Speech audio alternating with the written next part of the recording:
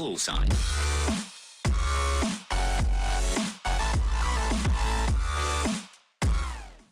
What's going on, my League, and welcome to week 1 of the NPC. If you guys did not know, a couple weeks back we did have some battles from the PBF, which was the Pokemon Battle Federation. But if you guys did not see the update video, which was actually like a week ago or something like that, I don't know, but it talked about how the PBF was disbanded. Now it's the NPC, and that's what this is basically. So this is week 1 of the NPC. If you guys do not know what it is, it's basically like Pokemon sports. You basically draft Pokemon, there's Pokemon stats, and you battle other teams. And today we're going up against Hydros, or the Charlotte Honedges. He's the coach of the Charlotte Honedges. So let's go ahead and drop a like on this video, guys. Let's try to get 30 likes for the first battle of the NPC. Also, guys, do not forget to check out Hydros in the description below, because he will be there too.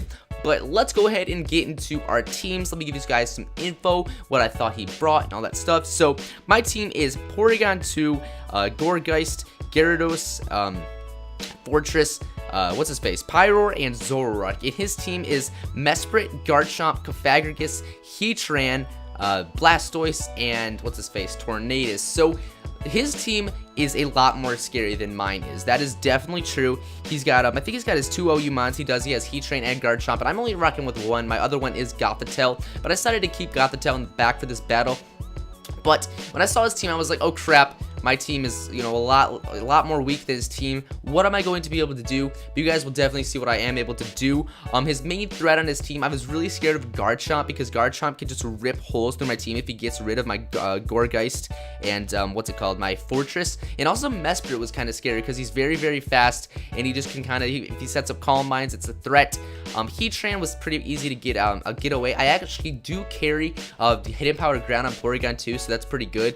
And Tornadus is just fast, and so he was kind of scary too. And Mega Blastoise is his Mega, and it's just, honestly, I was not very confident going to this battle. But I'm gonna go ahead and show you guys this battle right now. Let's jump right into it. I'm pretty excited. As I said, let's go ahead and smash that like button up to 30 likes.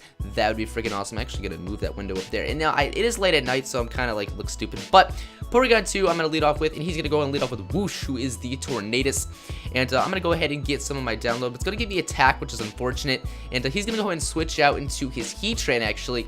Then I was like, okay, this is kind of fine. I did go for Discharge, because I did wanted to try and get a super effective hit on him. I thought he would have Focus Blast and stay in, but he just got out of there. So I'm gonna go for the Discharge. I was hoping to get the Paralysis, but unfortunately I didn't.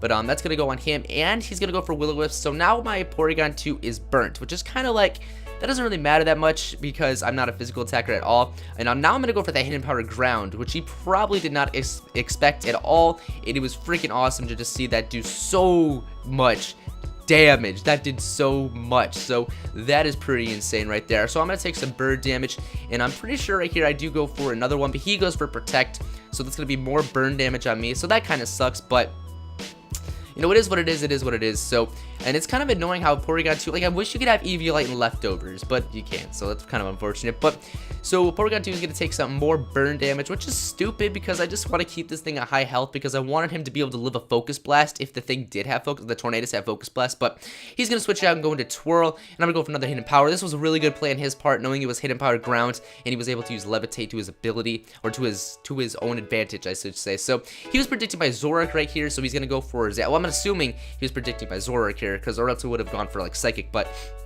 so he's gonna go for Dazzling Gleam, and I'm going to be able to get a Recover, and that was really, really nice. I was like, woo, that actually works out a lot, because Dazzling Gleam is not stab, it's not gonna do very much at all. And now he's gonna go for the Psychic. It's gonna do a lot more than I thought it would do, and he's gonna get the special defense drop, so I cannot stay in here. My Tri-Attack's gonna go off. It's not gonna get any hacks on him at all, which is kind of annoying, but you can't really complain about not getting hacks. You can only complain about when you're getting hacks, honestly. So, yeah, his Twirl is going to go swap out. He's going right into Whoosh, who is the Tornadus, as you guys know. And I'm actually going to switch out here, too. So this is actually a pretty neutral turn. I'm going to go out into my Fortress. Now, I was really hoping he would stay in with the Mesprit when I switched out to Fortress. And it is true that he does have the Focus Blast, so I'm glad that I did. I was able to scout that out with this guy right here. I'm going to set up my Stealth Rocks. And Stealth Rocks was very crucial, because, yeah, this guy, he had, what's his face? What's he has? I forgot. I think he had someone else that was weak to stealth rocks or something like that. But now he's gonna go for hurricane and unfortunately miss. And I ran max attack on this fortress. I ran max attack, max special defense for some random reason, and it worked out because I was able to even have a focus blast, and I'm able to go ahead and kill this thing with an explosion. So that was nice. Fortress has a kill. I did not expect that at all. Why does Fortress have a kill? So Fortress is gonna die, and he's gonna send out Yummy, who is the Cofagrigus, and I'm gonna go ahead and send out my Zoroark. Now this play is very, very crucial. I decided that I wasn't gonna go for knockoff, and I was gonna go for U-turn. Knockoff would have easily killed this Heatran right here. I think it would have, but I'm actually going to go for a U-turn because I wanted him to go out to Heatran, and I'm going to go ahead and go right into my Gyarados off of this U-turn. Now, by the way, when I saw Zoroark, I never realized how much I freaking loved this Pokemon. He's cool. Another note, this is a new webcam. How does it look? Leave a comment down below. So, we're going to go with swap out back, and I'm going to send out Gyarados, who is Dragon Roll, and this is crucial. This is insanely crucial. So we did reveal the Will-O-Wisp. So I was like, oh, he's gonna Will-O-Wisp right now. So what does he think I forgot about it or something? Do I have Lumberry? Does he think that? I don't know. So I'm gonna go ahead and Mega Evolve right here, and this is the most crucial turn of the battle right here. When I built this, it wasn't for this scenario, but I needed another move, and I decided I was gonna go with Substitute. And this is where it gets a little cheeky. So he's going to go for the Will-O-Wisp, and of course that's not going to affect me because I'm behind the Substitute. And now I'm going to go ahead and set up a Dragon Dance. So that is freaking great. Dragon Dance goes up, and it's just, you know, I'm glowing like that. You see me, it's over. It's pretty much over at this point. So I'm going to go ahead and get my attack and my speed, which is amazing. He's going to go for Flash Cannon, and it was kind of weird. I'm surprised this did not break the sub. I know I'm resistant to it, but I just felt it, I thought it was kind of weird because Mega Gyarados, well, actually, Gyarados is pretty special defensive, so I don't know, whatever. But he's going to go ahead and switch out his Heatmore right here, and I believe I just go for Waterfall. I think I just go for Waterfall right here, which is actually not a bad play because nothing could really eat that up. If Blastoise came in, I would go for Waterfall, then Crunch. That should be enough to take out the Blastoise because I am +1. So we're going to go for Waterfall, and it's going to do a decent amount to this Cofagrigus. That does not a lot, so this thing is definitely physical defensive. I think, at least. I don't know. Maybe I'm underestimating Cofagrigus' base, like, physical defense or whatever. So now I'm Mummy, which is kind of, yeah, that doesn't really matter at all. My Mold Breaker went away. I didn't have Earthquake, so it's fine. You know, it doesn't matter.